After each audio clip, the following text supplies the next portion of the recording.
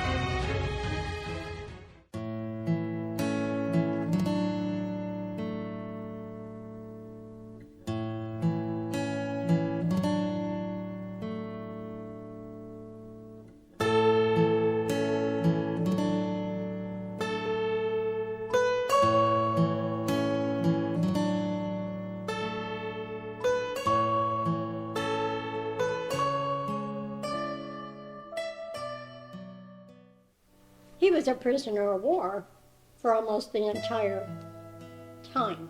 He was captured he went to Korea in September. They fought until November, and he was captured the 30th of November. And then he was a prisoner till the end of the war. So he was a prisoner for 33 months. It was a hard time. The temperatures were 30, 35 below. They did not have winter clothes. They were still in summer clothes. Once they were captured, he was captured. He partnered up with a British Marine who also was captured at the time. And they had one sleeping bag, a summer sleeping bag, and they slept in that together to try to keep warm, and they helped each other because they both had frostbite. My husband, both feet were frozen practically up to his knees. So they helped each other through the march, because if you got left behind, you died, and if you didn't, they shot you. So they did everything they could to help each other to get to camp. Just before Christmas, he got COVID. We took him and had him tested, called the doctor, got some medication. He was sick at home for a week, and he just kept getting worse, and had to go to the hospital. And of course I couldn't go with him. Anyway, he passed away. He said, "This is Eddie Kurd," and that's who he'd been looking for all those years. But anyway, they never got to see each other, but they talked on the phone several times, and they always sent Christmas cards to each other and wrote letters back and forth.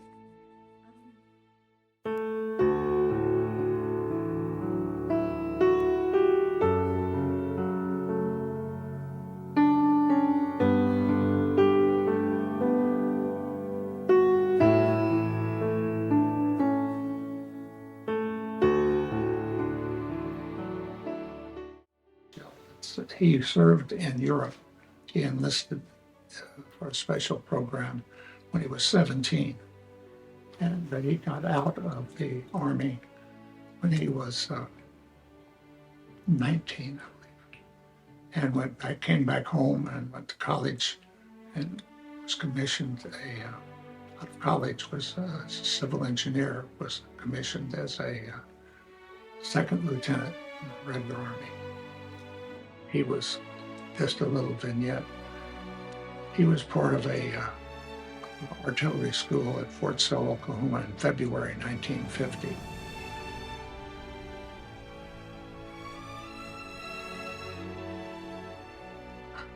Well, what my feeling was, my father came to the university to tell me about it. He broke down crying. And I saw my mother cry. And my aunt took me in the car back home to Poplar Bluff, where I grew up. And my first impression was, how can I help my family to go through this situation?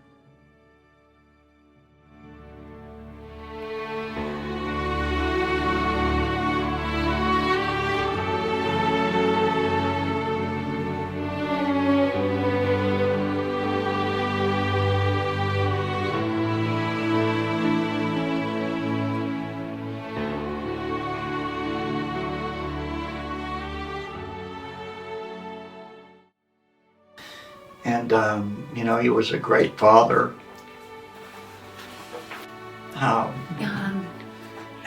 Yeah.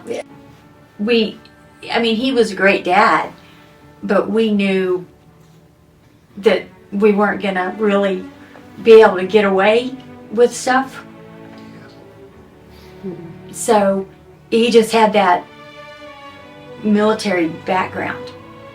I mean, once they were fully trained, the 45th Division was ordered to Korea to replace the 1st Cavalry Division. So at that time, that's when they started moving actually over into Korea. He as an 81 millimeter mortar forward observer, he served in combat in various locations, calling in, supporting mortar fire.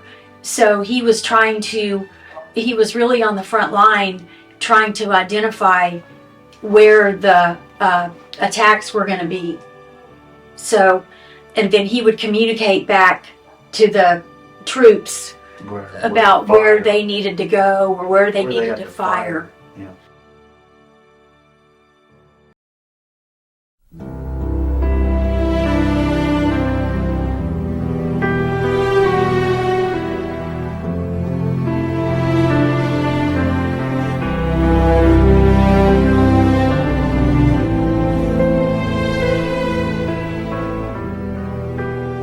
People have gone back, you know, on trips and everything. I have never.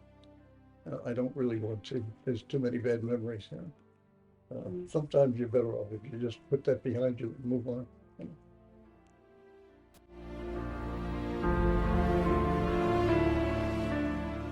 know? Yes, it's very hard when you see people that you care about, you know, going down in large numbers. You know, it's very hard to deal with. Yeah, I lost a lot of friends over there. I really did.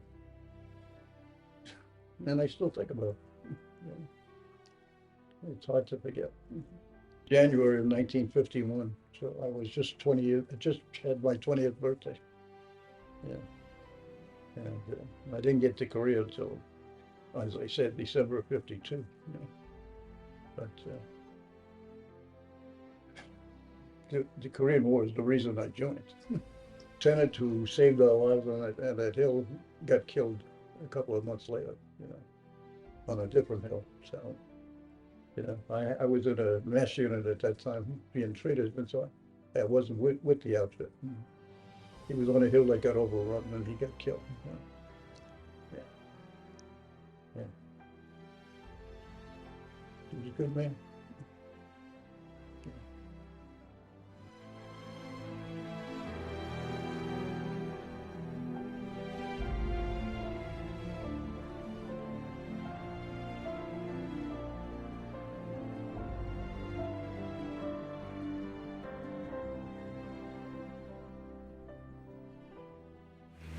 but I was in a group called SCARWAT.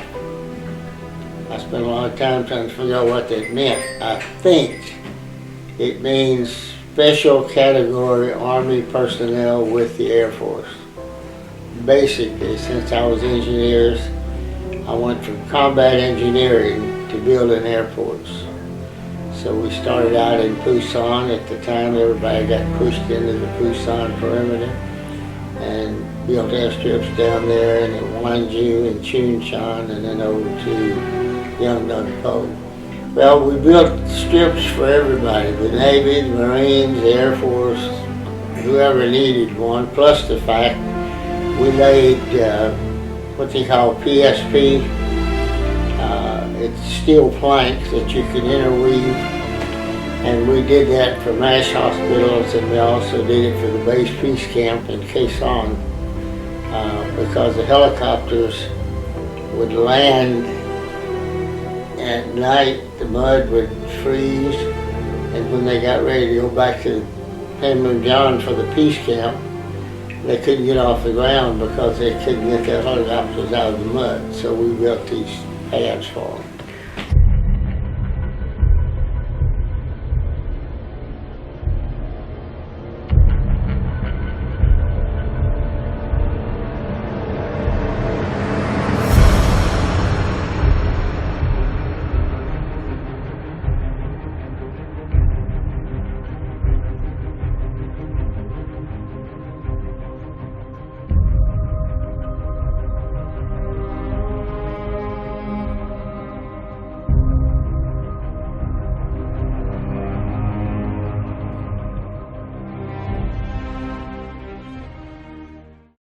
같은 동료들이 다 죽고 없으니까, 그래서 그 다음날 아침에, 저녁에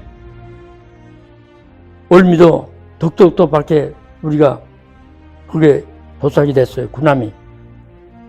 근데 거기 가니까 그 인천 앞바다가 전부 군함이야. 전부 그냥 서울로 한포사경 하는 거예요. 그래, 불바다야, 불바다. 그래가지고 거기서 이제 LHT 조그마한 거 있어요. 납작한 거. 그거가 일개 소대가 들어가는 거예요.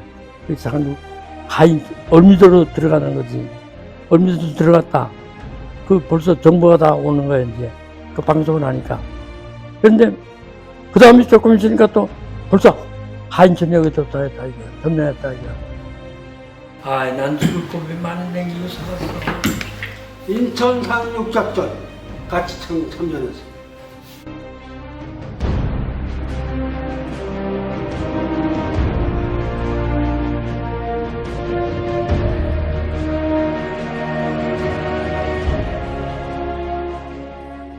So that's 8th Army. Then I joined the 8th Army. They sent it to Panmunjom. Almost close about 3 years. Well, we have to know that we have to do something memory back to Korean people, the American people. The why 1950 broke out communists invited to Korea 1950, June 25th. But South Korea does not self-defend to the nation. Then President Sungman Lee, he asked about the President Truman, then they have the UN, they got something discussion to hold the United Nation to Korea. More than time, and we have to Korea. Then the United Nations and United States and Korea together, we fought about communism. Now, the one thing that we are allies together, the United States and Korea and another, the nation together. That means communists. Until today, different way go to communism systems. So we don't like it that way. Oh, I want North Korea, Kim Jong-il. Kim Jong. So we are all together, united to defend to North Korea or even communism.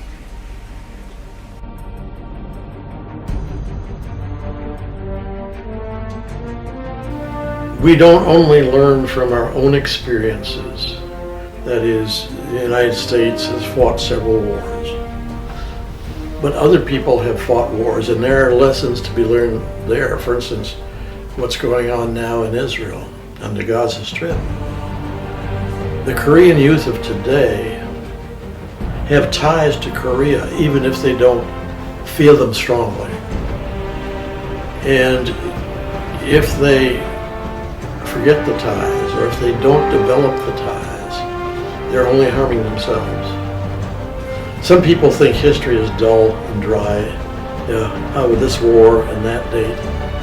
Well, history, understanding history, can be incredibly important to developing judgment of what we should be doing, where mistakes were made in the past. And we should be learning from other people's mistakes as well as our own. Very important war. To this day, Korea now has like 6th or 7th best GDP in the world. South Korea, that is, not North Korea. They're still stunted, and now you're going to get me crying. Anyway, I just feel sorry for the people in the North. They're, how do you tell the difference between a North Korean and a South Korean? Well, the North Koreans are all short and malnourished. That pretty much says everything right there. It should not be a forgotten war, because that's where the expansion of the communists was stopped.